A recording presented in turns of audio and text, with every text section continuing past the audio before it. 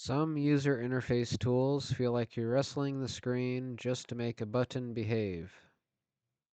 The Slint crate takes a different approach. It gives you a dedicated markup language for building interfaces so you can describe the user interface clearly, keep the visuals organized, and let the toolkit handle the rendering work.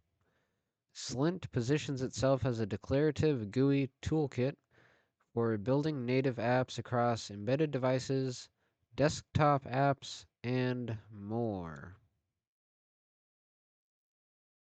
Like and subscribe and join me for more videos about coding and useful tech content.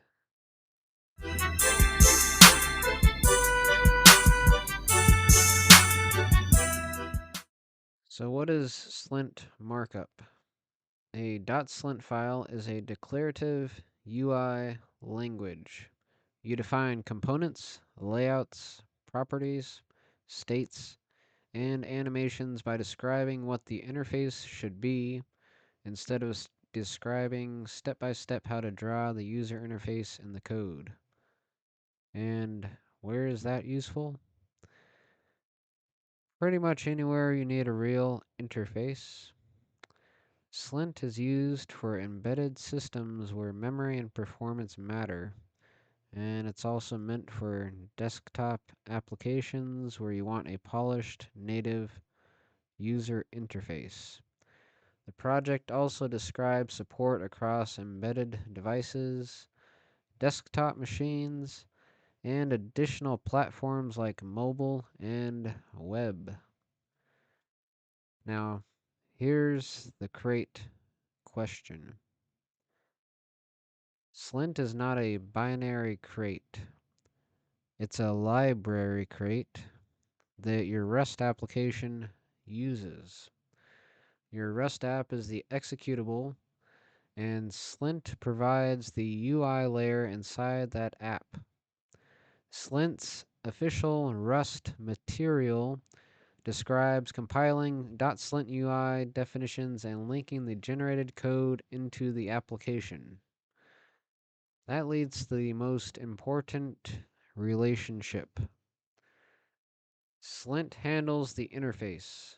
Rust handles the logic. The .slint file defines the visual structure and behavior. Then Rust connects callbacks, updates properties, and controls application state. At build time, the Slint compiler turns the markup into code your Rust app can use directly. The simple way to think about this Slint crate is this. It is a user interface language and toolkit built to create native interfaces, especially for embedded devices and desktop apps. And it fits naturally with the Rust programming language because it keeps the visuals separate from the application logic. Now tell your favorite AI coding agent to use Slint today. Don't use your own hands to tenderly stroke the keys until something magical happens. Hey Codex, make an example of how to use the Slint crate with Rust. Make it epic, fast, and furious. Hurry up. Yes, master.